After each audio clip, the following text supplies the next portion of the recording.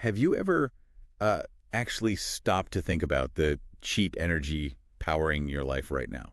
Like the gas in your car or, just the electricity keeping your phone charged. Right. Have you ever considered that all of that convenience is secretly maxing out humanity's future credit card? It's a scary thought. I mean, you swipe the card today, Yeah. you get the convenience immediately, but the bill, this massive hidden bill, is being mailed to an address decades in the future. It really is a terrifying premise when you strip away all the political rhetoric and just look at the raw ledger. Yeah. Because, we are so accustomed to thinking about climate change as purely a science problem. Like it's just about atmospheric chemistry or melting ice caps. Polar bears on tiny icebergs. Yeah. Exactly. But the reality is actually much darker. We are facing a massive catastrophic failure of human economic rules. And that is exactly what we're getting into today.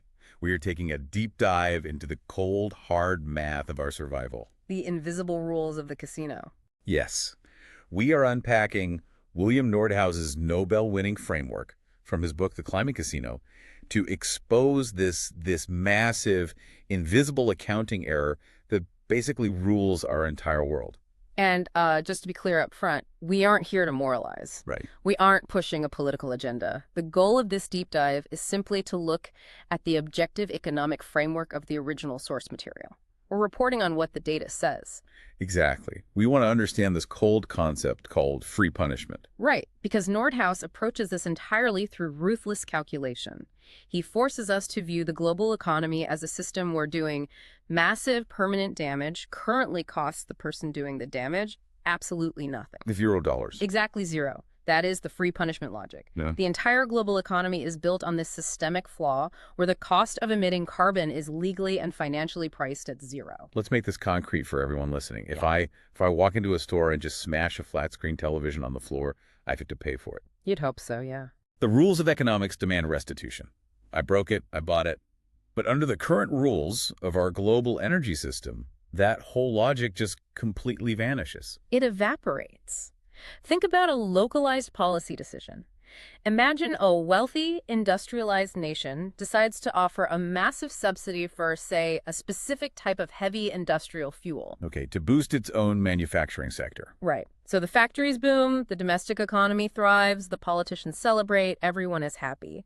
But the emissions from that fuel, they do not respect national borders. They just go up into the sky. They enter the global atmospheric commons, and the ripple effects of that $0 accounting error travel across the entire globe. So who actually pays for it?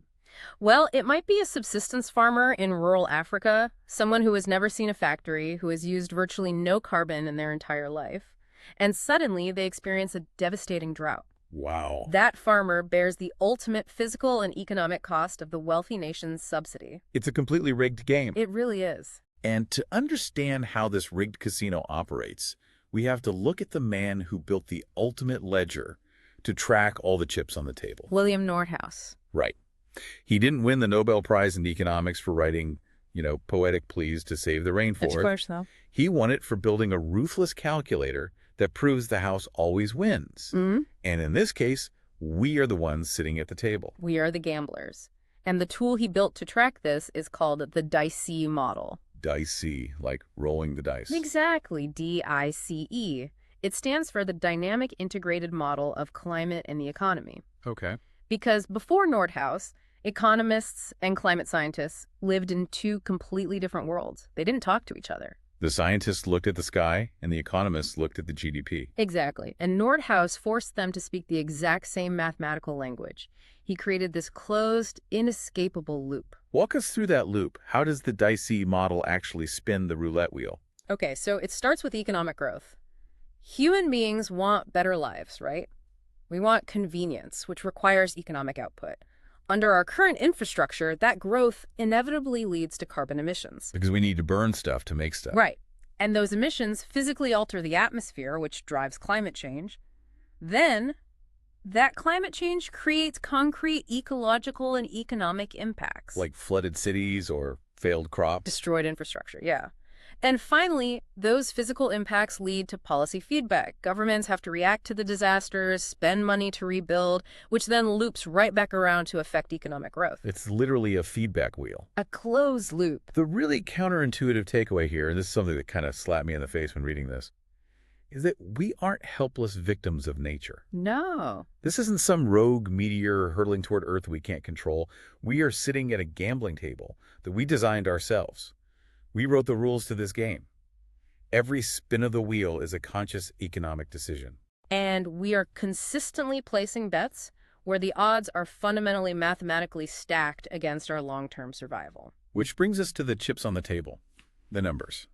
And honestly, they are moving in a terrifying direction, even though, if you just read the news, you might think we're actually doing better. Oh, the optimism bias. Right. We hear constantly about solar panels and everyone's buying electric vehicles, and we're told technology is making us so much more green. But the math says something else entirely. Yeah. By 2100, global emissions are projected to explode by 3.3 times.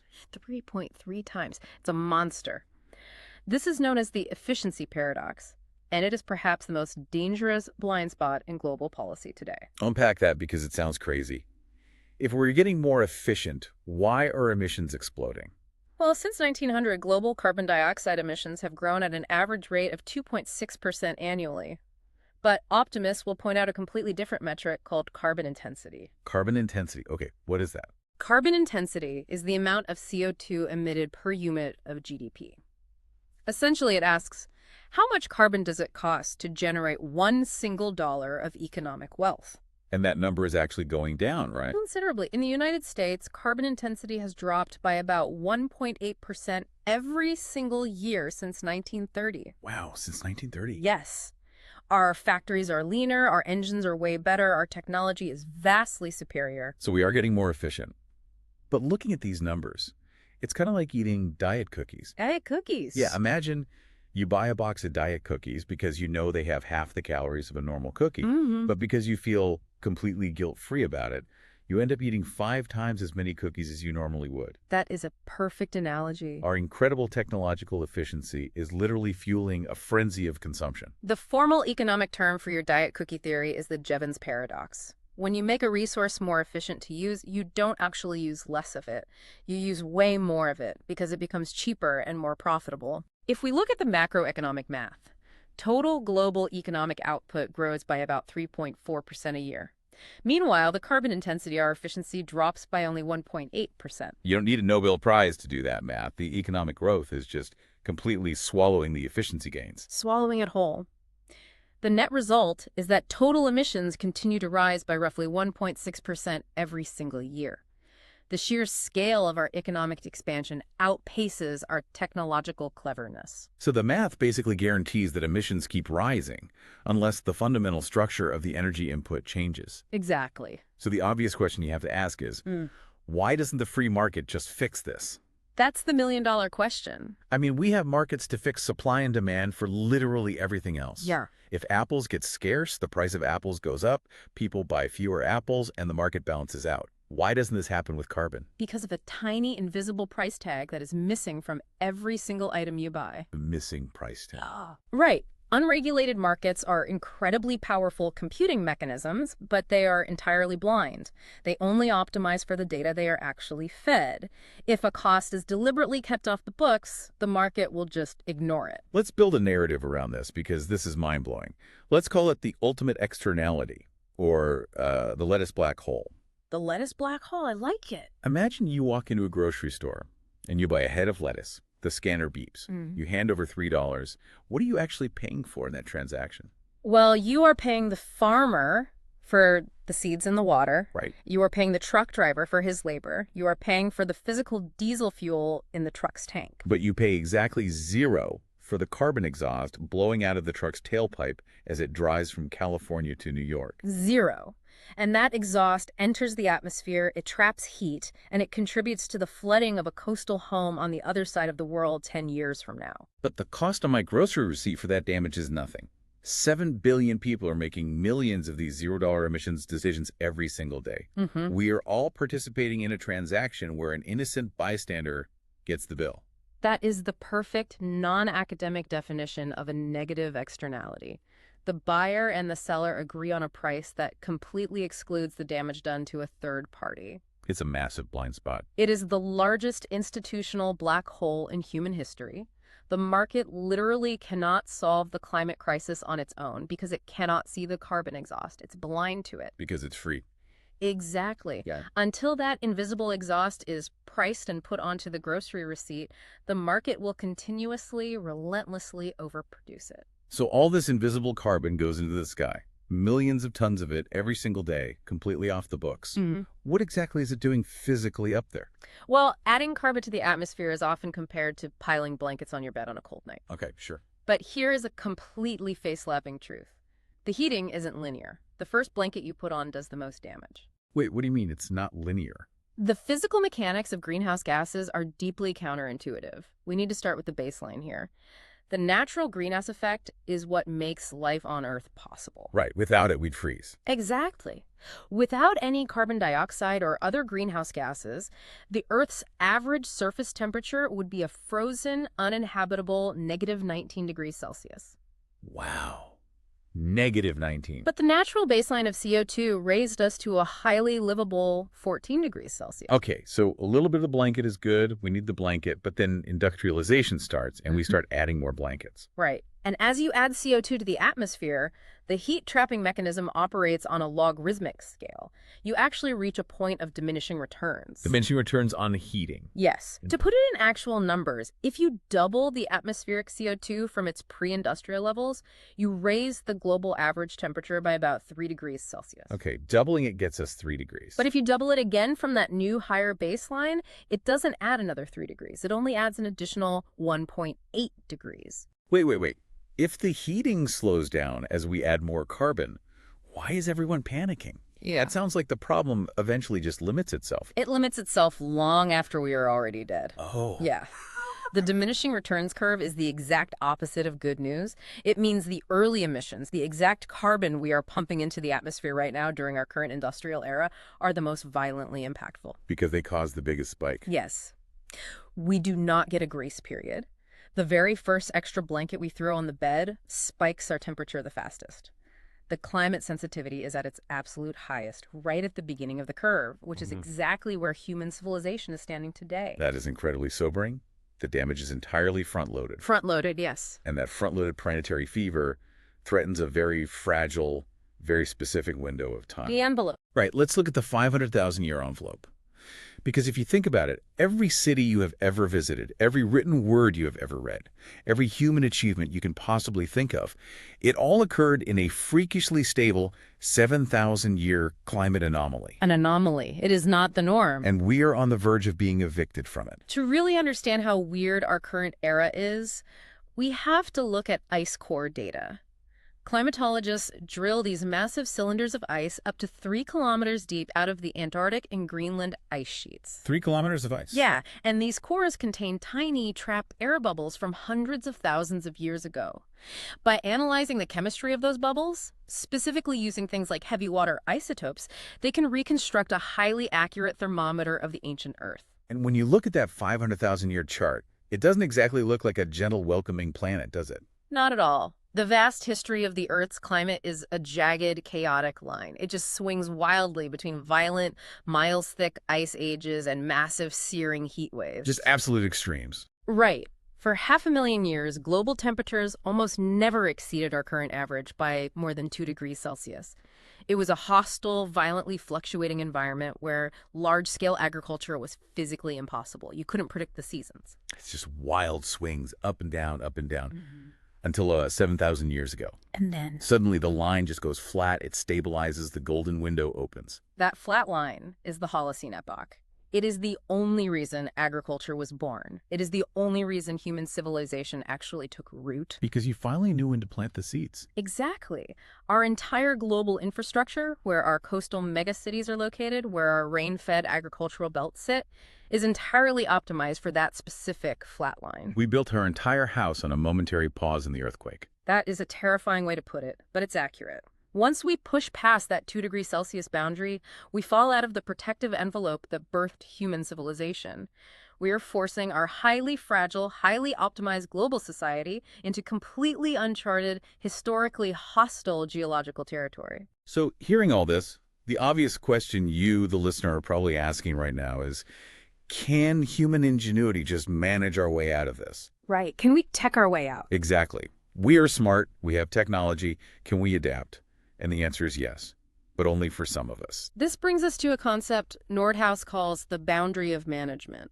Right, because human beings can use air conditioning to save a glass office building in the middle of a blazing desert. Sure. But we cannot air condition a dying, suffocating ocean. Exactly. Nordhaus makes this really critical economic distinction between managed and unmanaged systems.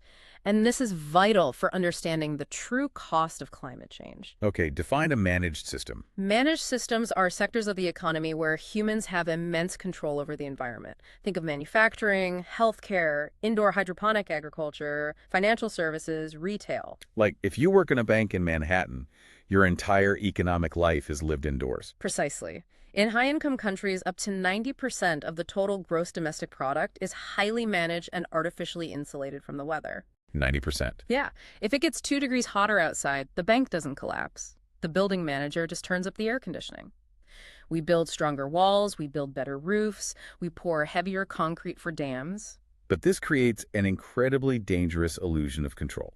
How so? Well, because I can sit in my 72-degree living room while it is 105 degrees outside, I think the whole planet is basically fine. I feel safe.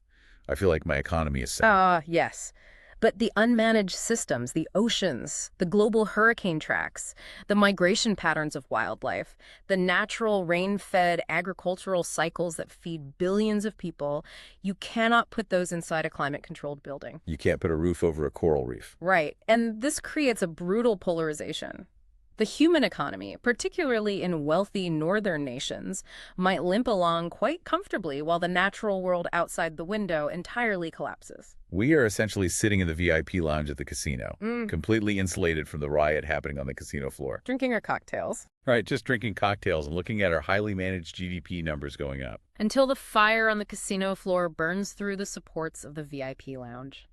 We are managing our immediate surroundings while the ecological foundation crumbles right beneath us. And nowhere is this divide between the VIP lounge and the casino floor more shocking than in our food supply. The agricultural sector. Yes.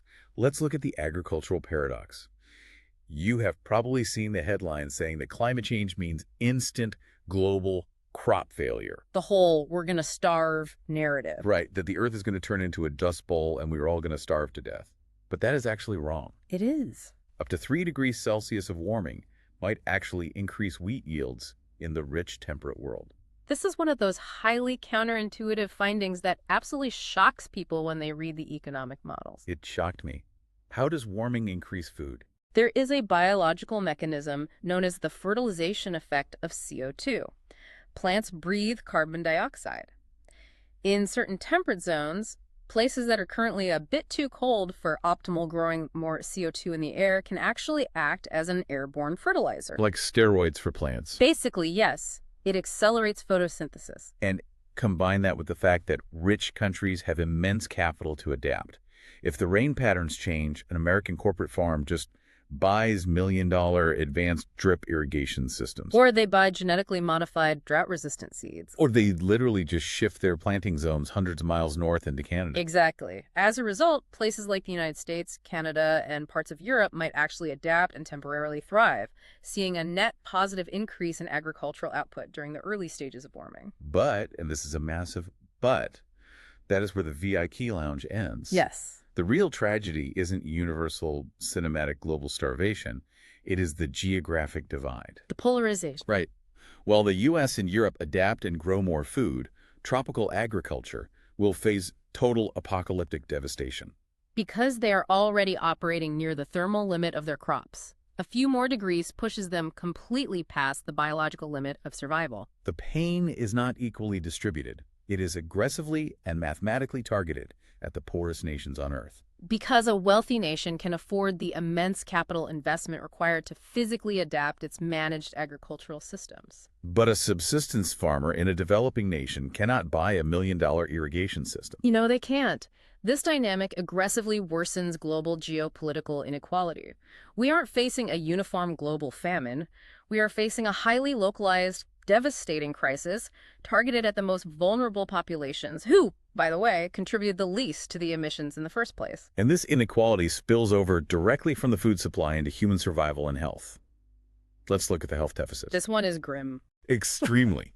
By 2050, an African citizen might lose 15 days of healthy life to climate change, while someone in a developed nation loses 0 days. But there is a massive statistical illusion hidden in those projections. Yes, explain this because it made me so angry when I read it. When you dig into the long-term projections from esteemed organizations like the World Health Organization regarding climate-induced disease and malnutrition, you find a glaring methodological flaw. Okay. To predict the impact of a warmer climate in the year 2100 on sub-Saharan Africa, they often map the projected 2100 climate onto the medical and economic infrastructure of today. Meaning what? Meaning they assume that low-income countries will experience essentially 0 economic or medical growth for the next 100 years. That is incredibly condescending. Why on earth would we assume they won't develop? If you looked at the United States 100 years ago, we had rampant diseases, terrible sanitation, horrific child mortality rates. And we eradicated those things through economic development. Exactly. Nordhaus identifies this as pessimism bias. And it is deeply problematic because it obscures the real, actionable solution to the health crisis. How so? Well, if we focus solely on carbon mitigation to save their health, we're missing the bigger picture. If we help these countries develop their managed health systems, if they get richer, build concrete hospitals, install water purification systems, implement advanced mosquito control, the climate-driven health impact drops drastically. Because poverty is the real disease multiplier. Yes. The vulnerability isn't just the fact that it's getting hotter, it's the lack of managed infrastructure to deal with the heat. Like, a mosquito carrying malaria doesn't care if it's 2 degrees hotter outside if the human is sleeping inside a climate-controlled house with window screens. Exactly. Economic development is a form of climate adaptation. Okay, so we can manage healthcare with money, we can manage some farming with technology, but the casino has limits. There are some things no amount of money, no amount of air conditioning, and no medical advancement can fix. You're talking about the unmanaged systems again. Right. We have to talk about tipping points. Think back to 2008. Lehman Brothers looked fine on paper on a Tuesday, and a week later, the entire global financial system was in freefall. A total collapse. Climate tipping points are exactly the same. Sudden, irreversible, systemic bank runs. In complex systems dynamics, we use the analogy of a steel ball resting in a double-bottomed bowl. Okay, paint a picture for us. Imagine a bowl with a ridge in the middle, creating 2 distinct valleys. The steel ball is resting in the left valley. Now, if you push the ball a little bit up the side, gravity naturally pulls it back down to the center of the left valley. This system is resilient. Exactly. It self-corrects. And that left valley is the 7,000-year golden window we talked about earlier. We've been pushing the ball with carbon, but the Earth has been absorbing it, trying to stay in the valley. Right, but if you push the ball too hard, if the thermal momentum pushes it past that ridge separating the 2 bottoms, it crashes down into the right valley, a new, deeper bottom. And you can't just nudge it back. No. Once it is there, small nudges won't get it back over the ridge. The gravity of the system has fundamentally changed. It is trapped in a completely new state. And once that 3 degrees Celsius red line is crossed, the models show these tipping points start to cluster together. One pushes the other. Like dominoes. Yeah, like if the Amazon rainforest dries out and turns into a savanna, it releases billions of tons of stored carbon, which then accelerates the reversal of deep ocean currents, which then alters global weather patterns. This raises the ultimate risk assessment question for everyone listening. The mathematical models cannot predict the precise decimal point where the Amazon dies or exactly what temperature shuts down the Gulf Stream. We don't know where the edge is. We don't know exactly where the lip of the bowl is. So the question is, how much are you willing to tilt the bowl to find out? How much planetary risk is acceptable when the consequence is entering a permanently altered state? And one of the most terrifying of these tipping points is sitting right now in the far north. Let's look at Greenland's death countdown. Greenland. Here's a fact that should just stop you in your tracks. If the Greenland ice sheet melts completely and humanity somehow miraculously cools the Earth back down to today's exact temperature, the ice sheet will not grow back. Nope. It will permanently lose over 80% of its ice mass. To understand why, we have to introduce a physical mechanism called hysteresis, or path dependency. Okay, keep it simple. Basically, the Greenland ice sheet is a massive mountain made of ice. It survives today primarily because of its immense altitude. The surface of the ice sheet is sitting 2 miles high in the atmosphere where the air is constantly freezing. So it creates its own climate simply by being so tall. Precisely. But as global warming melts the top layers, the overall elevation of the ice sheet drops. It physically sinks into the lower, warmer layers of the atmosphere. Oh, wow. So even if the global average temperature drops back to normal, the surface of the remaining ice is now sitting at sea level, wrapped in a warmer blanket of air. It is geographically trapped. It cannot rebuild its lost height. Because it's not high enough to freeze anymore. Exactly. To freeze water at that lower altitude and build the mountain back up, global temperatures wouldn't just need to return to normal, they would need to drop drastically, plunging the Earth into a deep freeze of roughly 1 degree Celsius above absolute pre-industrial levels. Which is never going to happen. Otherwise, the melting simply feeds on itself until it is gone. And total melting of Greenland means a 7-meter, that is 23 feet rise in global sea levels. 23 feet. Once lost, forever lost. A heavy, heavy thought. It is. And that 7 meters of water has to go somewhere. Which brings us to the silent retreat from the red zone. Because sea level rise isn't just a tragic human interest story for small Pacific island nations. Not at all. 74.9% of the Netherlands' entire population lives in the 10-meter red zone. Globally, roughly 4% of the total human population and vast, almost incalculable amounts of global economic output are sitting right now in this low-altitude red zone. And the really counterintuitive fact here is that high-income countries have massive capital exposure. Huge exposure. We aren't just talking about remote fishing villages. We are talking about trillions of dollars of prime, heavily developed global real estate. Manhattan, Miami, Tokyo.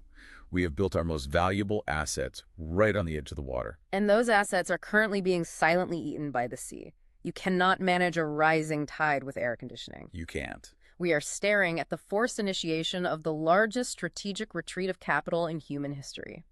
Cities like Miami are currently spending hundreds of millions of dollars on pump systems and seawalls, but that is merely buying time. Just delaying the inevitable. Ultimately, you cannot negotiate with the thermodynamic expansion of the ocean. The water will reclaim the land, the insurance markets will collapse, and the economic losses will be staggering. And the water isn't just physically rising. Its very chemical makeup is changing. Let's shift gears to ocean acidification, the white end of coral. This is the silent killer. It is. Because let's say we invent a sci-fi solution tomorrow. We deploy a fleet of satellites to unfold giant mirrors in space, reflecting the sun's rays and instantly cooling the Earth down. A geoengineering miracle. Right. But even if we cool the planet, it won't save the coral reefs, because the ocean is rapidly turning into acid. This is frequently referred to in atmospheric chemistry as the other CO2 problem. It has absolutely nothing to do with heat, warming, or the greenhouse effect. Wait, really? Nothing to do with heat? Nothing. It is direct, unavoidable chemical interaction. When carbon dioxide from the air dissolves into seawater, it reacts with the water to form carbonic acid. This fundamentally lowers the pH of the ocean. So all those futuristic geoengineering fixes to cool the planet like pumping sulfur into the upper atmosphere to block sunlight, they're completely blind to this. Completely blind. It doesn't matter if the water is a comfortable temperature if it is too acidic for marine life to survive. Exactly. Organisms like coral, oysters, and certain types of plankton rely on calcium carbonate to build their shells and skeletons. As the ocean becomes more acidic, the calcium carbonate literally dissolves. It just melts away. Within 30 years, if atmospheric CO2 reaches 450 parts per million, global coral reefs face an extinction-level dissolution event. They won't just bleach and die, they will chemically dissolve into the water. And with them goes the complex ecosystem that supports a massive percentage of the global marine food chain. Gone. While the oceans quietly die beneath the surface, they are throwing monsters at us above it. Let's look at the hurricane illusion. Illusion. Yeah, because if you turn on the news every autumn, hurricane damage is skyrocketing. We see billions of dollars in destruction year after year. It seems like the storms are just getting infinitely worse. But the shocking truth is, the financial explosion isn't primarily because the storms are getting that much worse. It's because human greed is stacking chips on the most dangerous edge of the casino table. We need to separate the physical science from the economic data here. Okay, do that for us. The physics showed that a warming of 4 degrees Celsius does inject more latent heat into the oceanic system, which raises the average hurricane intensity by roughly 1 category. So a storm that would have been a Category 2 becomes a Category 3. Right. That is significant. But the exponential explosive rise in financial loss isn't driven by the wind speed. It is driven by human demographics and real estate economics. Because we are building multi-million-dollar luxury coastal properties right in the literal line of fire. Yes. We are taking all of our most expensive assets, our vacation homes, our coastal resorts, and placing them precisely where the danger is mathematically highest. We are magnifying natural demons with our own economic desires. Think about it. A Category 3 hurricane hitting an empty natural coastline is a severe weather event. But a Category 3 hurricane hitting a densely packed coast of luxury condos is a multi-billion-dollar financial disaster. We are exponentially increasing our own vulnerability by refusing to retreat from the red zone, and then we turn around and blame the climate for the size of the insurance payout. This brings us to a really dark question, and it sits at the absolute core of the economic math. How much do we actually care about the people who will have to deal with the consequences of this casino? The future generations. Yeah. Let's talk about the value of time and generational theft. If you use the U.S. government's standard 7% discount rate, $100 million of climate benefits 50 years from now is worth a pathetic $3.39 million today. It's shocking when you hear it out loud. We are legally discounting our grandchildren to zero. This is where economics becomes moral philosophy. We really need to explain discounting thoroughly. It is the core economic tool used to value the future versus today. Okay, how does it work? Simply put, $1 today is worth more than $1 tomorrow because you could take that dollar today, invest it in the stock market or a business, and earn interest. Right, time is money. So when economists look at the cost of fixing climate change today versus the financial benefit of avoiding damage in 50 years, they apply a discount rate to balance the scales. But the rate you choose changes the entire trajectory of human action. Entirely. If you use a very low rate, say 1%, that $100 million of future benefit is still worth $60 million today. That justifies spending a lot of money right now to save the future. Right. But at 7%, which is standard market return on capital, it shrinks to just $3.39 million. Yes. So wait. By seeking a normal, rational market return on investment, we're essentially saying statistically that the future doesn't matter. Yes. The math of current policy, when it utilizes these high discount rates, mathematically justifies the systematic economic exploitation of unborn generations. It's generational theft. It essentially says that avoiding a $100 million catastrophe for your grandchildren isn't worth a $4 million inconvenience to you today. The discount rate is not just a dry algebraic variable used by bureaucrats. It is a profound, legally binding moral judgment on the value of future human lives. We are essentially telling our descendants, sorry, the oceans are acidic and Miami is underwater, but we really, really needed that 7% yield on our index funds. It's brutal. So if we're going to fix this, if we are going to actually change the math, we have to spend money now. But the crazy part is we're spending it in the stupidest, most inefficient ways possible. We really are. Let's look at the expensive ledger. Politicians force you to buy expensive, heavily regulated green cars. It costs about $50 to remove a single ton of carbon through vehicle efficiency standards. $50 a ton. Meanwhile, they refuse to touch coal, which could be cleaned up or replaced for just $12 a ton. Coal is the absolute, undisputed king of emissions. It emits roughly 6 times more carbon per unit of economic value than natural gas. 6 times. From a purely objective mathematical standpoint, 90% of our immediate mitigation efforts should target coal directly. It is the cheapest, most effective place to cut carbon out of the global system. So if coal is the obvious villain, why do we go after cars? Why regulate my tailpipe when a massive smokestack is sitting right there, practically begging to be shut down for a fraction of the cost? The answer is entirely political cowardice. Really? Just politics? Just politics. It is far easier to hide the cost of climate action in complex, opaque consumer regulations, like corporate average fuel economy standards for cars, than it is to confront powerful, entrenched fossil fuel lobbies with a direct, transparent tax on coal. Because people don't see the regulation. Right. The consumer ultimately still pays the $50 a ton through higher sticker prices at the car dealership, but they don't see a line item that says carbon tax. Politicians prefer wildly inefficient regulations because the true cost is invisible to the voter, whereas a cheap, highly efficient direct tax on coal is politically toxic. Which brings up the ultimate battle in this whole deep dive. Yeah. How do we actually force the market to change? How do we put the invisible cost onto the ledger? We have to look at policy tools. Right. Cap and trade is a phrase you hear a lot. It sounds like an elegant market solution. You cap the total emissions, you issue permits, and you let companies trade them. Beautiful, in theory. Right, until politicians quietly give all the caps away for free to historical megapolluters, creating a massive corporate giveaway. Economists use a model called the Pacifica Virtual Quota Mechanism to test these policies.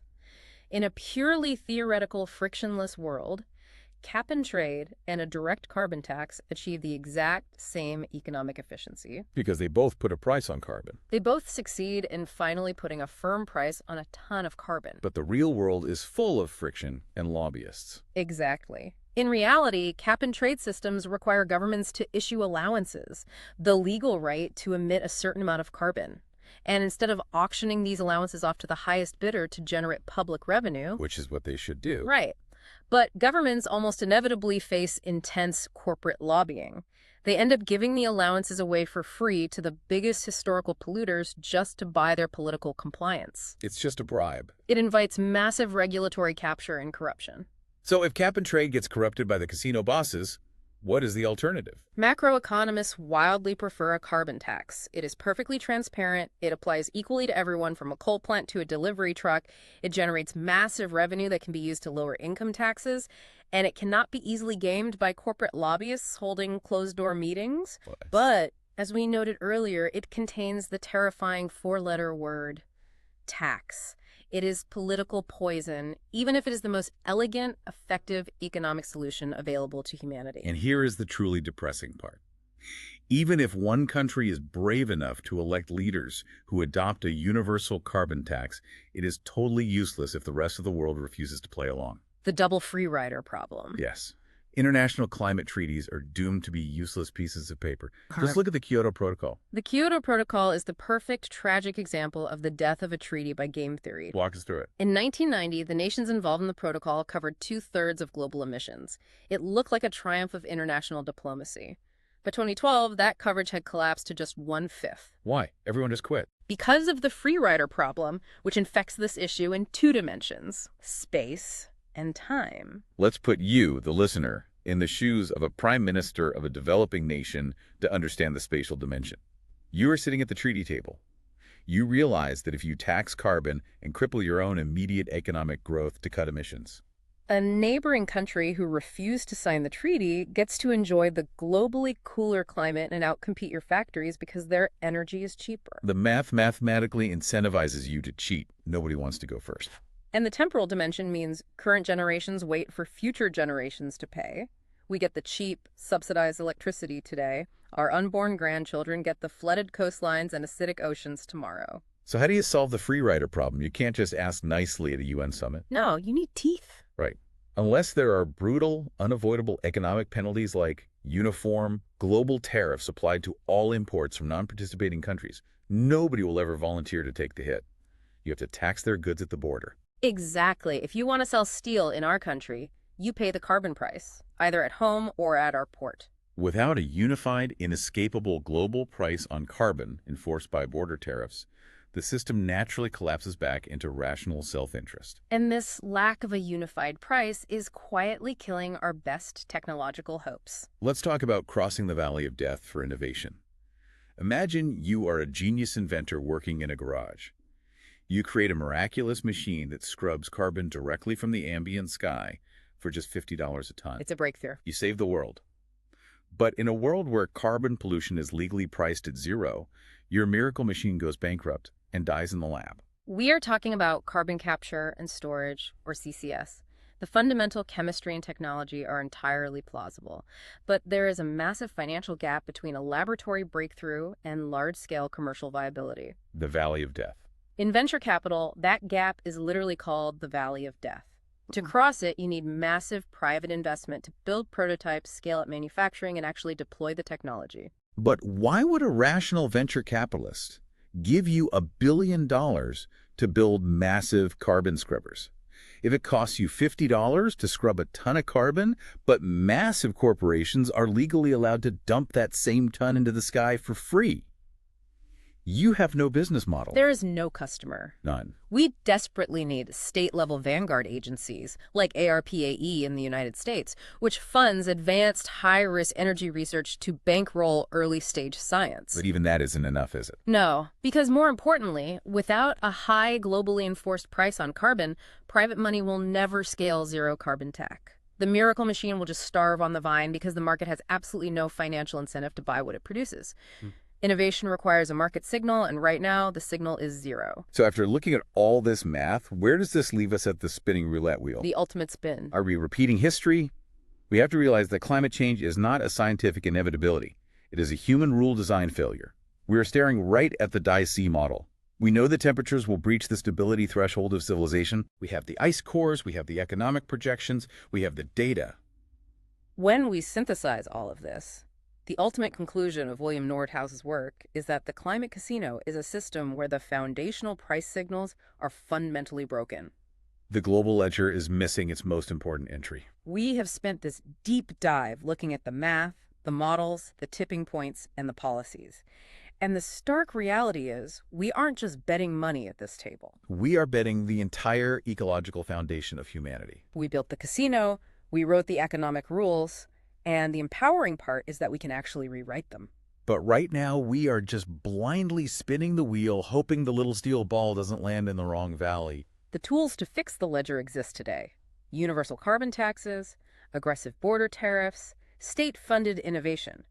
But they require aligning human economic incentives with physical atmospheric realities. Until we correct the free punishment logic, the House will continue to win, and the bystander will continue to pay the bill. History is a graveyard of magnificent civilizations, the Mayans, the Sumerians, who exhausted their ecological foundations, ignored the warning signs of their own environments, and completely collapsed. They didn't have supercomputers or macroeconomic models warning them. No, but we do. Tomorrow, when you buy a product, turn on a light, or vote for a policy, ask yourself, are you building resilient wealth for your descendants, or are you just cashing in their right to exist for a few cheap chips at the table?